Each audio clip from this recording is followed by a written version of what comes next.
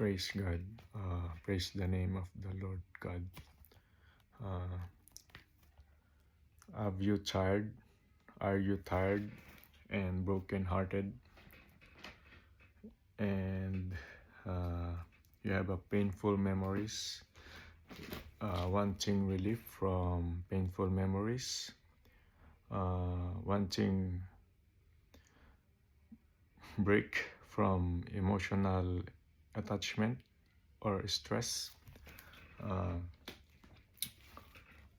Let's come to the Lord God, Creator of all things, God Most High, His Word in the Bible, Psalms 34 verse 18, and Matthew 11:28, and Philippians 4 verse 6 to 7. Let's read and let's put it our hearts so that we will healed by the word. Amen. 38:18 English version. The Lord is nigh unto them that are of broken heart, and saves such as be of a contrite spirit. Tagalog version. Ang Panginoon ay malapit sa kanila na may bagbag na puso, at ililigtas ang mga may pagsisising diwa. And Matthew 11 verse 28 is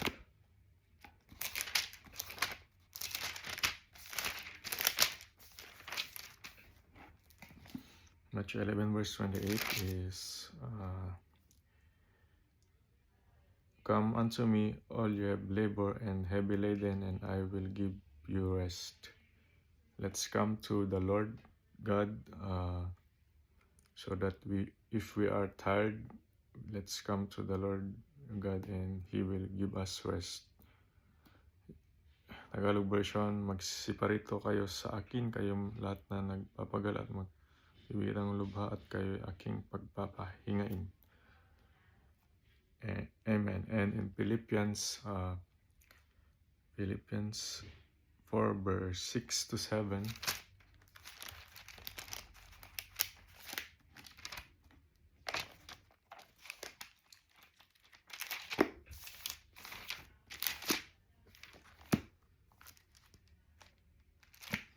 Philippians 4 verse 6 to 7.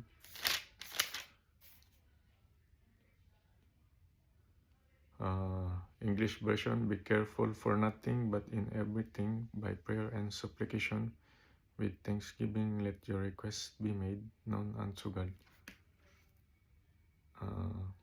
And the peace of God, which passed all understanding, shall keep your hearts and minds to Christ Jesus. Amen.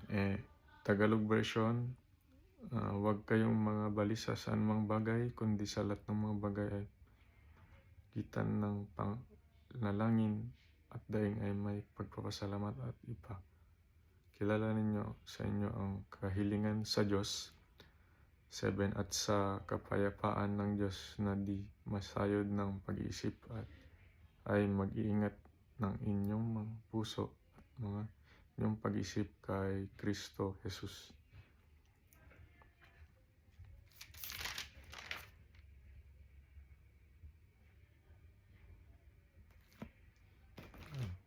Salamat sa Diyos at sa lahat ng kanyang salita, dahil ang kanyang salita ay nakakapagpagaling sa taong inaapi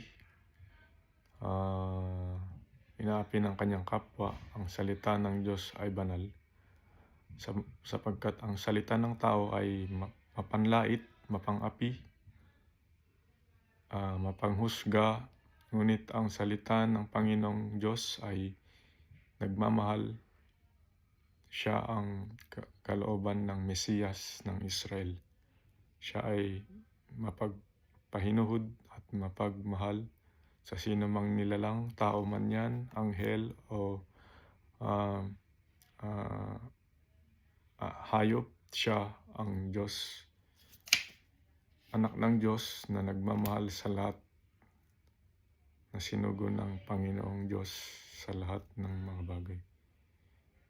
Shalom, shalom, and let us forget the past, the people, forgive them, and remove them in our memories. And let's serve God alone, and to our friends and people of the world. So let's bring peace with love and understanding. Amen. Bye.